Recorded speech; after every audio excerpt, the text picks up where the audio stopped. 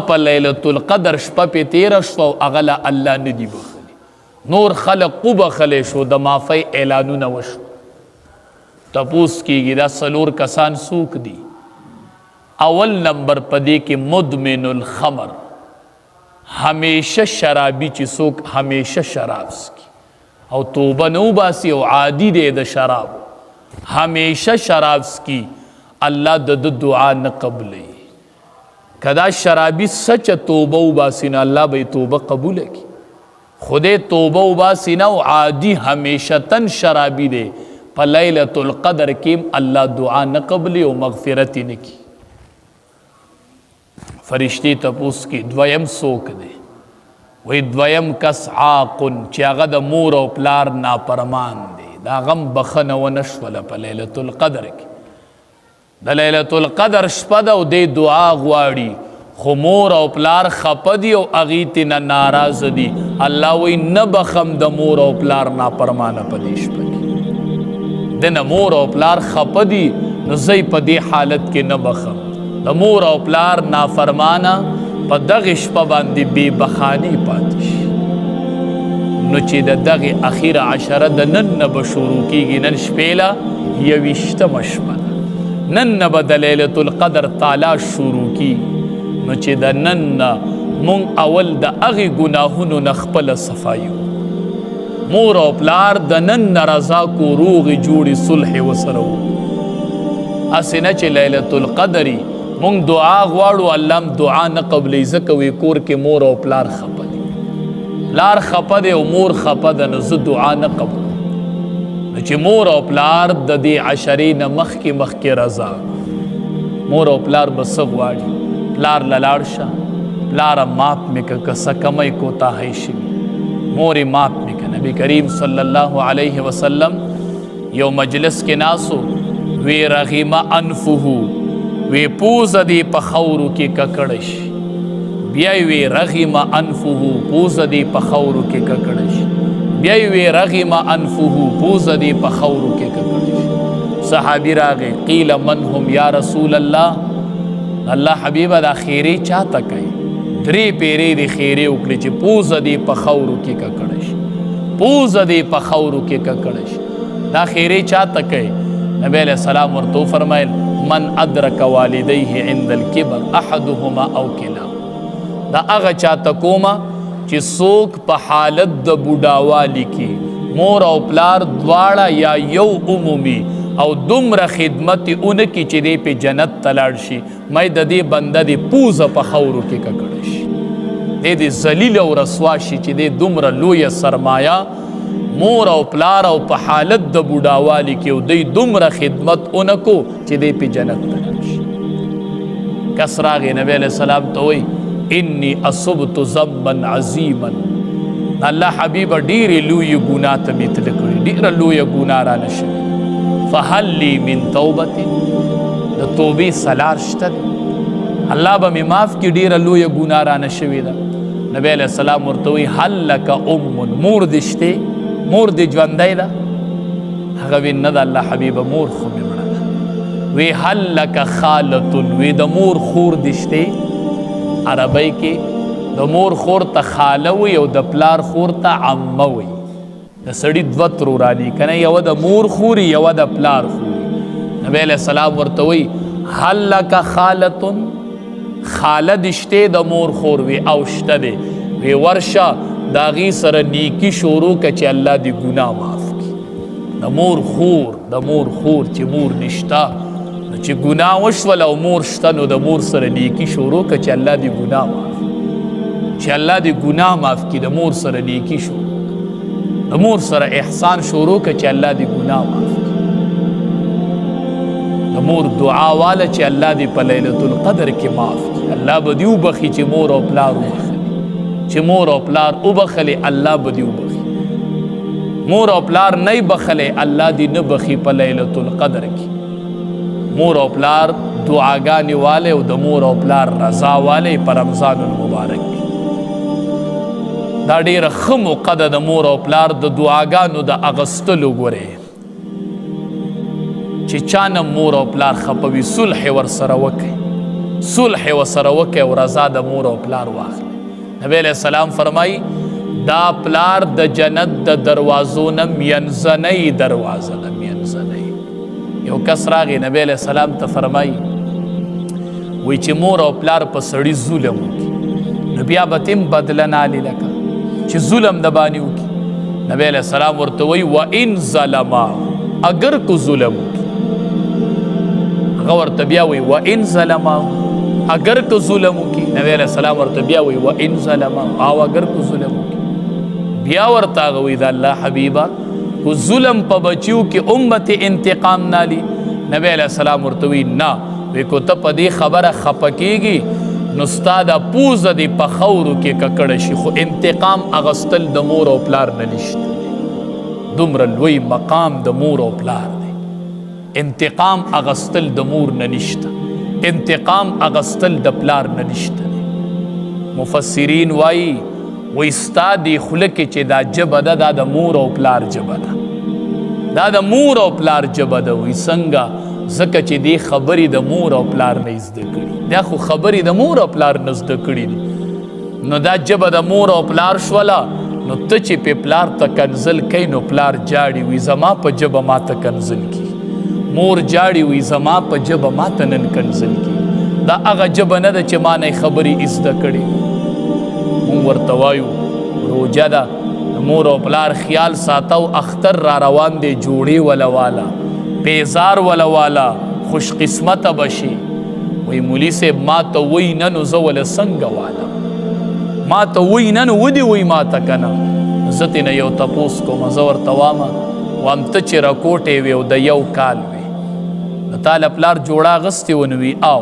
نو وام تا خبرې کولی شوې تا پلار ته ویلي نو وی نه. نو وام تا به ته چې راکوټې وې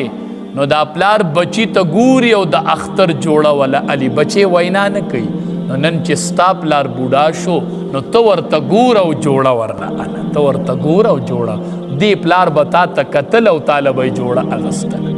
نن ته دته ګور او جوړه ولا اله چې ته یې په خوله وباسې نو هغه ووایي نو بیا به یې اغوندي څنګه. دا ډېره لویه سرمایه ده. بختور یې ګورئ چې د رمضان المبارک میاشي او اخیره عشرې ماسخوتن مور او پلار ته وایه وایي زه ځمه جومات ته نن 21مه شپه ده، زه به عبادت کوم پلاره، خو که ته اودم وې خو چې کلم راویښ شوې که نه نو لاس اوچتوه ما ته هم دعاګانې کوه، مورې ته راته کور دعاګانې کوه او پلاره، او زه به په جومات کې ناسم لیلة القدر تعالی شپه عبادت په کوم او تاسو دواړه راته د کور نه دعاګانې کوئ. د مور دومره پالوانه دعایي. امام بخاری رحمت الله علیه چې دا بخاری شریف چې لیکلی دی دی په سترګو باندې وړون وړون مور به دعا کول الله زما د بچی نظر واپس کی. دا څومره ګرانه دعا ده، زما د بچی نظر واپس کی. اق دعای الله قبول کړل او الله یې د بچی نظر واپس کړ. د مور په دعا د بچی نظر واپس راغلی. دا خو معمولی خبرې دي. امتحان میں دے پرچہ کی خی نمبر والا پاش شما ویزا میں نکیگی، کاروبار میں سمے نخوری. دا وڑے وڑے مسئلے خود مور دعا تا اس ندی اس او روجہ کے ورسر ڈیر گزارا کوئے، ڈیر نرمی نرمی خبریں ورسر کوئے. قرآن کے اللہ وی وقل لہما قولا کریما، نرمی نرمی خبریں گزارا ورسر خبروں کی کوئے، زورن اور رٹن اور تمک کوئے. حدیث مبارک کې راځي چې د سړی پلار مخامخ را روان او یو کس د بل نه تپوسو کو چې دا څوک را روان دی، د ده نه چا تپوسو کو چې دا څوک دی، ده ته ځان بد ښکاري چې دا زما پلار دی، نو دی وایي دا زمونږ رشته دار را روان دی. نبی علیہ السلام فرمایي وایي دا بچی عاق شو، عاق دی د مور او پلار نافرمان ایصاف شو په دې یوه خبره. دا څومره وزندار خبره ده. مونږ ته دا څومره معمولی خبره ښکاري. نن سبا مونږ څه نه وایو، مونږ وایو د مور او پلار مثال د موبایل دی، که یې زیلوډ ورته کوي نو وی کار کوي، او چې نه کوي ورته پیسې نه ورکوي نو وی بیا کار نه کوي. هسې چې دا خبره پلار ته ورسي، هسې نه چې دا خبره دی مور ته ورسي. د پلار دې زړه به یوه لوخړه کړي، لوخړه. د مور دې زړه به یو اسویلې کړی چې هغه اسویلې پروتي نو په لیلۃ القدر کې دی بخنه نشته دی، دا سویلی ختم کاول. بیا وی پلار په معمولی خبره خفه کیږي، پلار به خفه کیږي نه په معمولی خبره. مولانا روم رحمت الله علیه لیکلی دی وی یو کس و مشر خواته ورسره بچی ناست دی، دا پلار ځکه خفه کیږي چې د څه کړي نو هغه ورته رایادېږي که نه، د مور څه کړي نو هغه ورته رایادېږي که نه. نن چې ستا د پلار دا لاسونه چورړي شول، دا ستا د لاسه چورړي شول. نن چې دا چورړي لاسونه د مور اینی، دی مور ستا په پرورش کې خپل ځواني ویلې کړله، دی پلار ستا په خواهشاتو پوره کولو کې ځواني چورړي کړله. دا پلاران تلی نی په ملیشه او دوبۍ کې د دې بچو د پاره لګیا نه، دا مسافرۍ نه کوي، اخترې په بار نه تیری، روجې په بار نه تیری، د دې بچو د پاره. نو پلار سره زوی ناست او پلار یې مشر شوی دی. نو پلار بچی ته وایي بچیا پورې په دې دیوال څه ناست دي؟ کارغه. نو بچی ورته وایي بابا کارغه ناست. بیا ورته دا پلار وایي بچیا څه ناست دي؟ وی کارغه ناست. بیا ورته وایي بچیا په دې دیوال څه ناست دي؟ هغه زوی ورته وایي په ټپ وړون شي خو کارغه ناست دی که نه، په سترګو وړون شي. هغه پلار یې ورته وایي زما نظر لا برابر دی، خو ماسې په تا باندې لږ امتحان نن کو چې ته څه وایې. وی ما ته یو ورځ را یاده شوله، ته راکوټې وې او زما په غېږ کې ناست وې او پورې په دیوال کارغه کېناست. تا ما نه تپوس وکړو چې دا څه ناست دي؟ نو ما درته وی کارغه دی. تا چې تپوس وکړو نو ما دې خوله ښکل کړه می بچیا کارغه دی. نو ته راکوټې وې، تا بیا وی ابو څه ناست دي؟ نو ما دې بیا خوله ښکل کړه چې بچیا کارغه دی. وی تا زما نه یو کم 100 پیرې تپوس کړی و، راکوټې خو پوهېږي نه، او ما یو کم 100 پیرې ستا خوله ښکل کړې وه او تا ته می کارغه ناست دی. نن چې ما په 3م ځل تپوس وکړو ته ما ته وایي په ټپ وړون شي خو کارغه ناست دی. پلار تا غړوکوالی نه یادېږي؟ داسې غټ دنیا ته راغلی وي، ته داسې کامیاب دنیا ته راغلی وي. دا مور چې د لاسونه چورړي شول په دې 2.5 کاله تا متیازې کړي دي، تا یې ځواني خورې کړله، بوډاګان دې کړل، کمزوري دې کړل. چې کمزوري دې کړل نو یو ګوټ ته دې ویشتل او جدا دې کړل. دا پلاران او میندې مو جدا کوئ، دا یوه جدایي پوره ده چې قبر ته روان دي، بس مقبرو ته ځي، دا جدایي وله پوره ده. ناړی مه دردوئ، دې مور او پلار جدا کړي او دې په جدا کوډګۍ کې هغه په جدا کړي. پلار یې ټوله شپه جاړي، مور یې ټوله شپه جاړي. وایي پلار نه رضا کېږي، ته د پلار مخې له ورشه. مور وایي ښه ده بچیا چې رالې ما سره دې صلح وکړه. پلار وایي ښه ده بچیا چې رالې چې د کمې ورځې نه زما ستا جدایي راغلې ده، ما هره شپه ستا په جدایۍ کې جړلي دي. دا د زړه ټوټۍ د مور او پلار. نو ګورې په دې شپه الله تبارک وتعالی د مور او پلار د نافرمان دعا نه قبلی، الله د مغفرت نه کوي چې مور او پلار نه بخلي. 3 احادیثو مبارکو کې راځي قاطع د صله رحمی چې چا رشته داري پرې کړي په لیلۃ القدر په شپه ناست او دعا غواړي، الله وی نه دې قبلوم دعا، بخانه دې نه کوم، تا رشته دار سره رشته کټ کړي، تا تعلق کټ کړی دی د رشته دار سره. څومره قیمتي شپه، ملائک راکوزیږي او سلامونه ورچي، په دعاګانو آمین وایي او د دعا الله نه قبلوي. یو روایت کې راځي وایي چې په کم قوم کې داسې سړی ناستي چې د رشته دار سره یې نالګي، د غونډ قوم دعا الله نه قبلي او په غونډ قوم رحمت نه راوړي. دنیا کورونه زموږ د لاسه داسې دي، زنانه لپې اوچتوي، دعاګانې غواړي او په کور کې یو کس داسې موجود چې هغه رشته کټ کړي، هغه رشته کټ کړي. رشته څومره خوږ څیز دی. ته په لیلۃ القدر کې ناستې، وای الله مات مې کا، هلته صله رحمي په عرش پورې نښتې ده، دا رشته داري په عرش پورې نښتي. تقول من وصلني وصله الله ومن قطعني قطعه الله. یا الله چا چې زما خیال ساتلی د ځان سره یو ځای کا، الله چا چې پرې کړې ما الله نن د خپل رحمت نه پرې کا او لرې کا د خپل رحمت. نو ته دلته وای الله ما معاف کا او رشته داري وی لرې کا لرې کا. رشتې بحال کو، رشتې بحال کو. بیا ډېر خپئ، په جنازې ودرېږي او غږ ورته نه کړی وي کاش چې د سره ما صلح کړی. په خپلو لاسو یې مقبرې ته اوسي او غږ ورته نه یې کړی. دا څومره د افسوس خبره ده، دا څومره خوږه خبره ده. مور، پلار، خور، لور، ورېره، خورزه، تره، دا څومره خوږه رشته ده. حدیث مبارک کې راځي چې سړی کور اودس وکړي او جومات طرف ته قدم اوچت کړي، په دې قدم الله یوه درجه اوچتوي، یوه نیکي لیکي او یوه ګناه پې الله معاف کوي. حدیث مبارک کې راځي یو بل قدم دی چې هغه د دې سره برابر دی په اجر کې. ته به وایې کم قدم دی چې د حج او د عمرې دپاره وکړلی شي؟ نه، حدیث مبارک کې راځي چې هغه د رشته دار د ملاقات دپاره د کور نه اوچت شي. ته قدم اوچت کې زم چې د رشته دار ملاقات وکمه، په دې قدم الله دومره اجر ورکوي لکه فرض مانځه دپاره چې سړي قدم اوچت کړي. نو رشتې بحال کو، د رشته دار چې رشته کټ کړي د هغه دعا نه کوي، د هغه الله مغفرت په دې شپه نه کوي. څلورم کینهګر حسدګر چې دی د ده دعا د دم الله مغفرت نه کوي. خلقو سره حسد ساتي، د چا سره په مال او د چا سره په جیداد او د چا سره په علم، د چا سره په عزت، دا د الله په تقسیم باندې اعتراض کول دي. اعتراض چې انسان چې دا پیغمبر نشي کېدلی، دا د دې قوم د طرف نه یوه شوبه وه چې پیغمبر او انسان دا دواړه جمع کېدلی نشي. لکه موجوده دور کې هم د اهل بدعت د طرف نه دغه شان ګمان او شوبه کیږي. هغوی وایي چې د رسول او د بشر په مابین کې منافات دي. نو وسنی وایي چې رسول او بشر چې دي دا یو نشي کېدلی، چې رسول وي دا به بشر نه وي. صرف د دوی او د هغوی په مابین کې فرق دا دی چې مشرکینو خو چونکې نبی لیدلی و، نو د نبوت چې نبی پیغمبری لیدلی و،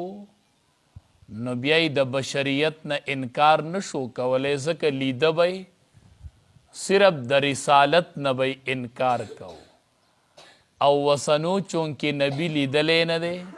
نو ځکه دی د بشریت نه انکار کوي. رب العالمین د دغې شوبې جواب کوي، فرمای او عجبتم ان جاءکم ذکر من ربکم علی رجل منکم. آیا تعجب کوئ تاسو ان د دې خبرې نه جاءکم چې راغې تاسو ته ذکر من ربکم، نصیحت د طرفه د رب ستاسو نه، علی رجل منکم په واسطه د یو سړي ستاسو نه. دا خو د تعجب خبره نه ده چې الله نبوت دا بشر لورکو او انسان له ورکو، دا خو د تعجب خبره نه ده. څنګه؟ یو خو علما وایي یو جواب دا دی چې دا د الله خوښه ده چې څوک پیغمبر کوي، دا د الله اختیار دی او دې کې د بنده څه کسب نشته دی. دویم علما وایي دی به دا اعتراض کو لو شاء ربنا لانزل ملائکتا، دی به وی چې د انسان په ځای د پیغمبر فرشته راغلی وی نو ډېره ښه به وه. نو د هغې نه علما جواب دا کوي چې الله تبارک و تعالی د بشر انتخاب ځکه کوي چې الله تبارک و تعالی چې پیغمبر رالیږي نو د دې دپاره یې رالیږي چې دا قوم تینا پیدا والی او قوم په نیغه لار شي.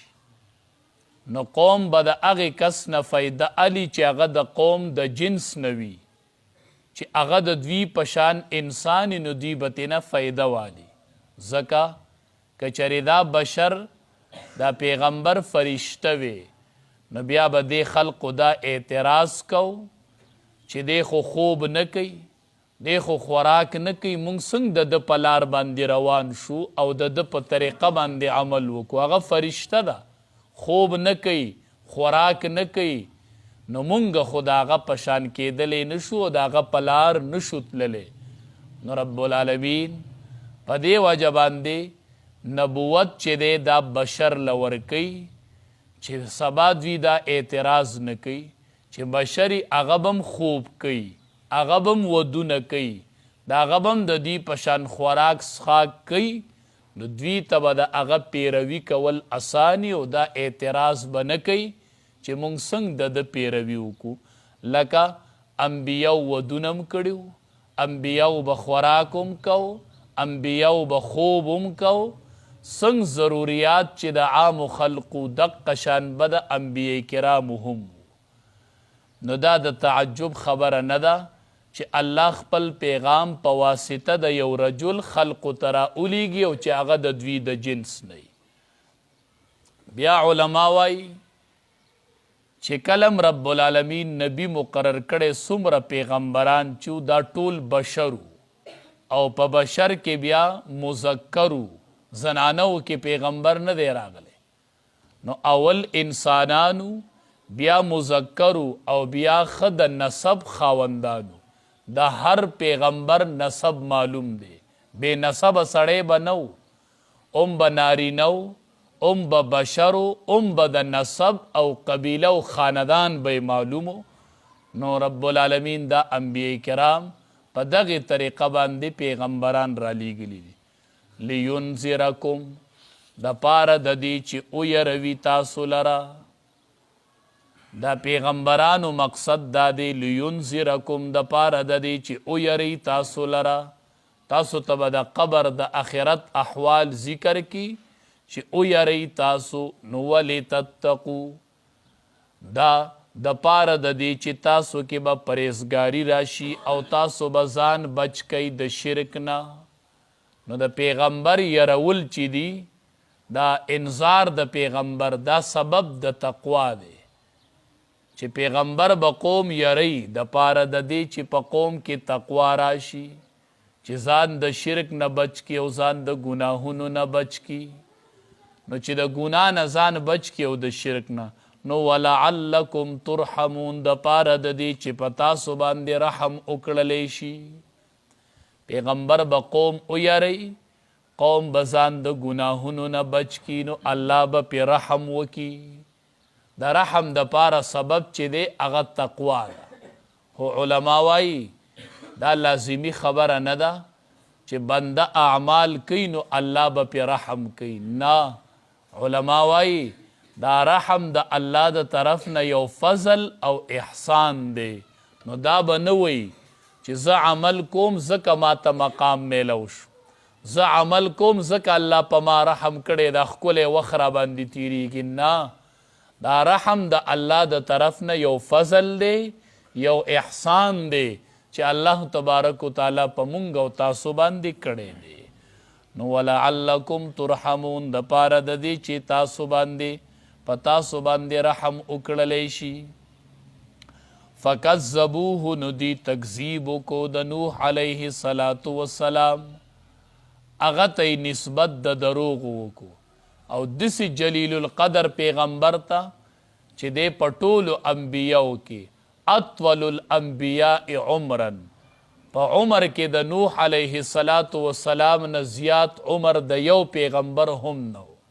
او علما وایي نوح علیه السلام ته دا اعزازم حاصل لی چې په مخ د ځمکه اول د شرک د غیر الله مقابله چې کړې ده نو دا نوح علیه السلام کړي د دنه مخکې شرک نو د آدم علیه السلام په وخت کې مشرکان نو نوح علیه السلام رب العالمین چې را لیږلی دی د شرک د مقابلې دپاره را لیږلی او اول د شرک مقابله او د توحید اعلان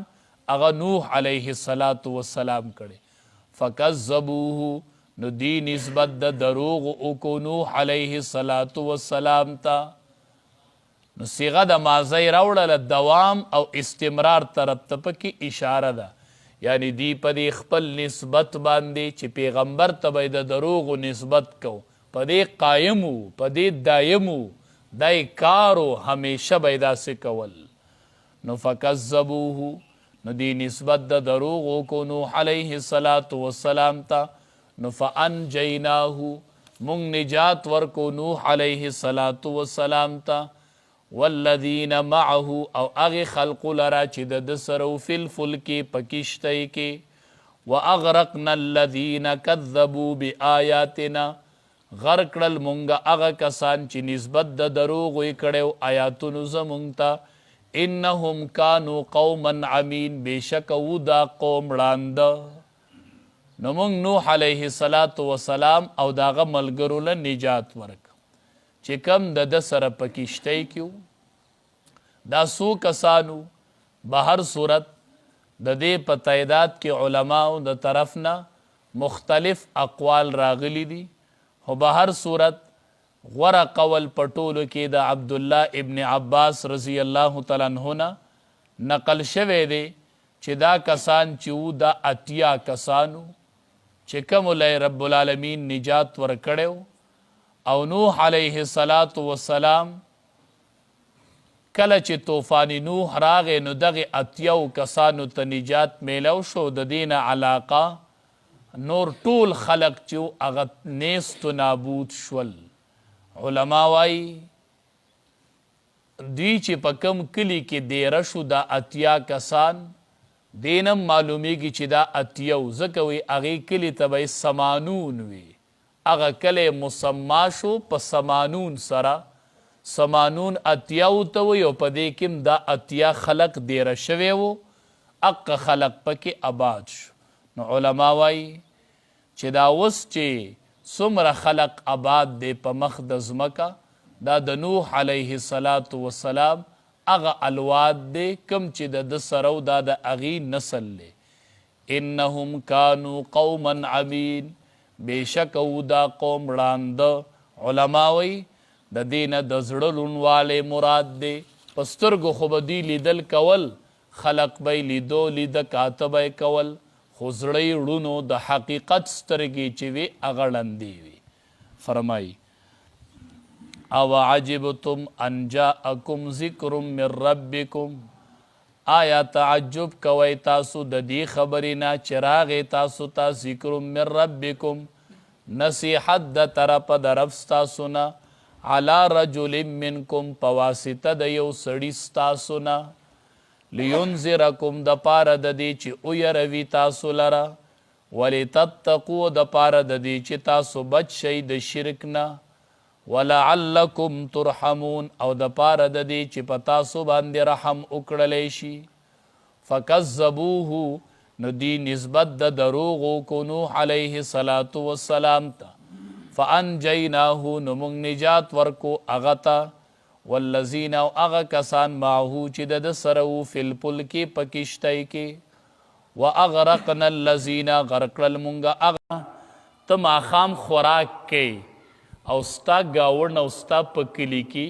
یتیمانان بچی مور ته راټول شوي هغه ترېنه خوراک غواړي، هغې د مور نه خوراک غواړي، تا ته خپل بچي راجمع دي داسې د هغې به هم پلار و داسې د هغې به هم مور وه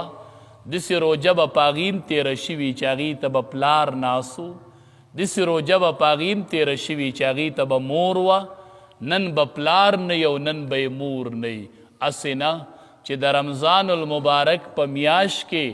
زما ستا په کلي کې فقیر ته د خپل پلار احساس وشي، یتیم ته چرته د خپل پلار احساس ونشي. حدیث مبارک کې راځي په ټوله دنیا کې بدترین کور هغه دی په غونډه دنیا کې چې هغې کور کې یتیم او د هغه سره بدسلوکي کیږي. په غونډه دنیا کې الله ته محبوب کور هغه دی چې هغې کې د یتیم او د یتیم سره ښه سلوک کیږي، د یتیمانانو سره ښه سلوک وکړو. د رمضان المبارک میاشته مالی او جانی تعاون دی پسې بیا اختر را روان دی. کوشش وکړو هر مالدار چې دا ووایي چې زه به یو فقیر یو یتیم یو بې وسله به زه د اختر یوه جوړه اخلمه او دا به وله زه په ټیلر باندې جوړومه چې د اختر ورځي او دا فقیر جماعت ته راشي او ستا په جوړه کې د اختر مونځ وکړي. دا اختر تا دپاره دا اختر دی، دا اختر خو نه دی چې ته خپله نوې واغوندې او راشي مونځ پکې وکړي. اختر دا نه دی، زوام اختر ستا هغه اختر دی چې تا د یتیم بچی د ځان سره برابر کړو. دا د رسول الله مبارک اخلاق. یو ماشوم دی پلاری شهید شوی دی نبی کریم صلی الله علیه وسلم لمخې له ورغې امام الانبیا غیږ کې اوچت کو ورته وایي د الله حبیبه زما پلار را روان دی زما د پلار څه حال دی نبی کریم صلی الله علیه وسلم ورته وایي خوښه دې نه ده چې زه د پلار شمه خوښه دې نه ده چې زه د پلار شم ستا پلار خو شهید شوی دی هغه نبی علیه السلام پورې ونښتو وی د الله حبیبه زما خوښه ده چې زما ته پلار شي د نبی علیه السلام دا اخلاقو دا د رمضان المبارک میاشت دی میاشت ته هسې نه چې دا یتیمانان چرته الله ته لاس اوچت کي هسې نه چې دا کونډې چرته الله ته لاس اوچت کي د اختر ورځ راشي او یتیمانانو ته د خپل پلار احساس وشي کونډو ته د خپلو خاوندانو احساس وشي نو د الله د رضا دپاره دا د همدردۍ میاشت ده دې کې د فقیرانو په سر لاس راکاږو فقیران وګورو روجمات کیم انتظام وکړو د اختر انتظام ورله وکړو د اختر انتظام چې ځان سره د کلي دا غریبانان یو ځای کړو چې ستا په جوړه کې غریب د اختر منځو کې او الله ته دعا وکړي چې یا الله ما نن زما اختر د نورو ماشومانو سره برابر کو هسې څه دی خیال دی چې دا فقیر الله ته دعا وکړي نو حدیث مبارک کے مرازی احب الخلق الى اللہ من احسن الى عیاله الخلق عیال اللہ پا احب الخلق من احسن الى عیاله رب العالمین وی دا خلق زما کنڈک دے دے کہ ما تا دا طولو نا اغا سڑے خوخ دے چی کم سڑے دا مخلوق سر خسلوک کئی او دا دا خسلوک میاشتا چی ناراست ونکو هر حالت کې د ګناهونو نه پرهیز کو او د یتیمانانو خیال ساتو بل پېشمني باره کې احتیاط کوئ ډېر خلق ماسخوتن سملی وي زما بس زما د روجي نیت دی وي دا ډېره کم فهمي ده زمونږه کم علمي ده زمونږه حدیث مبارک کې راځي ان الله وملائکته یصلون علی المتصحرین اللہ دا اللہ ملائک پا پیشمنی کون کو باندے رحمتون را لیگی پیشمنے دا مستحب عمل دے دا دیر دا برکت خوراک دے دا پیشمنی خوراک علماء وائی چی حلال خوراکی نو دا پیشمنی دا خوراک حساب نشت دے خوچ خوراک حلالی نو پیشمنی کے احتمام کو حدیث مبارک کے راضی علماء وائی یو گٹ اوبا وسکا یو کجورا وخورا خو مستحب عمل دے پا دینیت اوکا چی امام الانبیاء کرے وی رسول اللہ صلی اللہ علیہ وسلم با چی دا پیشمنی دعوت چاہتا ورکو بے ورتوی وی راشا دا برکت خوراکو کا راشا دا برکت خوراکو کا راشا دا برکت خوراکو کا امام الانبیاء دا پیشمنی خوراک تا دا برکت خوراک ویلے دے او علماء وائی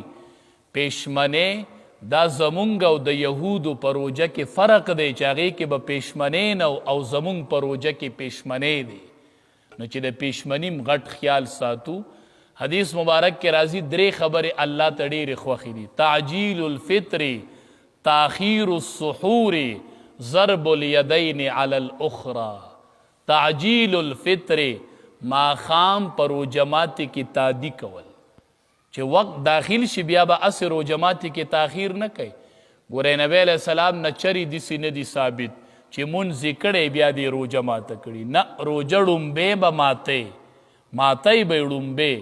خیر دی مونځ وکړه بیا روټۍ وروستو وخوره خو روژه به د مانځه نه مخکې ماتۍ تعجیل الفطر و تاخیر السحور او په پیشمني کې تاخیر رستوالی کول دا رب العالمین تا ډیر خوښ دی خو ګورئ دومره رستوالی هم نه چې سړی بیا شکی چې سبا ختلی و او که نو ختلی دې سره خو روژه خرابیږي ضرب الیدین او وی چې په مانځه کې سړی ولاړي او یو لاس په بل لاس کیدي داسې دا الله ته ډیر خوښ دی چې په مانځه کې ولاړي او یو لاس په بل لاس کیدي نو ډیره مبارکه میاشته نپلی په پرزو برابر دی او فرض پا اویاو دی پا اویاو او دا یاد ساتی چې کم خویم پا رمضان المبارک کی پیدا کو علما وائی د دې اثر د بل رمضانه پوری انسان کی پروتی دې کې خو خویونه په ځان کې پیدا کو دې کې ځان د قرآن سره اشنا کو دې کې ځان د اوږدو اوږدو منځونو سره اشنا کو تهجد له پیشمنی له پاسو اوږد اوږد رکات کوه دا د پریکټس کوه منځ کې مشق کوه منځ په قلاره قلاره زده که اوس خو ډېر شیټې مې د هر چا سره نو په قلاره قلاره منځونه او په قلاره قلاره عبادات او د الله نه دعا کول چې الله زمونږ دا روجي قبولی کا او اول عشره رحمت ته علما وی رب اغفر ورحم وانت خیر الراحمین چې پاریغ ټیم میلاویږي پلارم روانه رب اغفر ورحم وانت خیر الراحمین اول عشره کې د دې کوشش کوئ چې دا وکړلی شي رب العالمین دې د عمل کولو توفیق راکړي خپل خپل ځای باندې لږ کښېنئ دا جماعت والدی دی لګم دا لیلۃ القدر بس صرف دا به معتکف مومنو چې کم سړی معتکف دی به یقیني مومي یقیني ځکه دې لسو شپو کې یوه شپه ده او معتکف په شلمه لاړ جومات ته یویشتمې نه دې ویښتې د دېرشتمې شپې پورې نو دې کې یوه شپه لیلۃ القدر ده هغه شپه به په ده راغلي ته دې معتکف نه تپوس وکړې چې دې شپې ته ولې ناستې وی به چې دا یوه شپه ده او د یوې شپې عبادت د زرو میاشتو د عبادت نه افضل چا چې دا یوه شپه عبادت دومره قیمتي شپه ده تنزل الملائکة والروح فیها باذن ربهم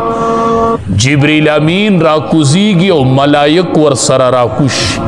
دا مخ د ځمکې ملایکو ګنډلې وي په هغه شپه ټول ملایک راکوز شوي ډېره د برکت شپه وي او ډېره د نورانیت شپه وي نیکان خلق یې په نښو پوهېږي سار له د نور رڼا لږه کمی دا شپه نه یخی نه ګرمی دومره ملایک را نازل شوي مخ د ځمکې ملایکو ګنډلې چې په دغې شپه څوک په عبادت کې مصروف دی کور کې دی جماعت کې دی بیٹک کې دی هر ځای چې دی خو چې ویښ دی او عبادت کوي نو دا ملایکې خواله ورځي او سلامونه پرې ورچوي بعضې بدبخته کورونه ټول په ټوله ودی ټول په ټوله اوده پاتې شي ټوله شپه ودی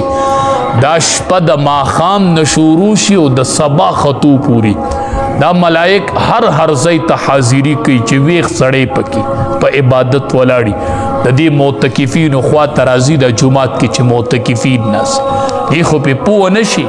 هغه ملائک راشي او سلامونه په دوی ورواچي داسې د برکت یوه شپه ده نو په کال کې یوه راځي او د رمضان المبارک اخیره عشره کې راځي نو چا چې عبادت وکړو نو د زرو میاشتو د عبادت نه افضل دی نو که تا دې معتکف نه بیا دا تپوس وکړو چې دې شپې ته دا دومره فضیلت ولې حاصل دی څه چل دی چې د یوې شپې عبادت د زرو میاشتو د عبادت نه افضل دی نو معتکف وایي ما ته پته نوره نشته دی دومره ده چې د زرو میاشتو د عبادت نه افضل دی زما معتکف وجه یې څه ده څه وجه درته معلومه ده ولې نن دا شپه په ټوله دنیا کې ځلیږي او هر ځای کې مسلمانان دې ته ویښ راځي معتکف وایي ما ته پته نشته زه ورته وایم معتکفه نن چې دا شپه په ټولو شپو کې ځلیږي دا هغه شپه ده چې په دې کې قرآن کریم د لوح محفوظ نه ټول قرآن دنیاوي اسمان ته رانازل شوی و دا د قرآن د نزول شپه ده په دې شپه قرآن کریم رانازل شوی و معتکف وی خواه په دې شپه قرآن را نازل شو الله دې شپې له دومره لوی مقام ورکړ نو تاسو نه تپوس کوم چې کومه سینه کې قرآن محفوظ شي چې د هغې سینې به څه مقام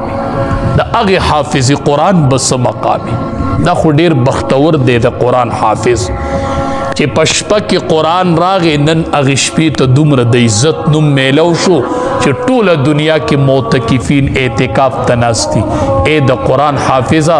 هغه قرآن ستا په سینه کې الله محفوظ کړی دی ته په سینه کې ګرځئ څومره لوی مقام به د دې حافظ او د قرآن د ویونکي وي چې د شپې سره نسبت راغی نن هغې شپې ته لیلة القدر وي نو د حافظ سینې ته به څه وایي د حافظ قرآن ته به څه نوم وایي چې د ده په سینه کې الله کلام محفوظ کوخه الله ډیر فضل کړی دی چې د چا په سینه کې الله قرآن کریم محفوظ کړی دی نو ډیره قیمتي شپه اخیره عشره کې را روانه ده او د دې دپاره د موندو حل چې دی هغه اعتکاف دی چې مونږ راشو په شلمه بسترې ور واچو او انشاءالله معتکف احادیث مبارکو کې راځي دی د شهنشاه دروازه ټکوي او څوک چې د شهنشاه دروازه ټکوي دته به یوه ورځ دا دروازه کولاویږي معتکف وایي ربه مات مې کې نه معاف کوم ربه مات مې کې نه دې معاف کومه یوه شپه به لیلة القدر راغلي او معتکف به وایي ربه مات مې کې په هغې ورځ به د معافۍ اعلان وشي او په معتکف په دروازه کولاو شي یوه شپه به یقیني وي انشاءالله معتکف ډیر بختور وي نو دا د اعتکاف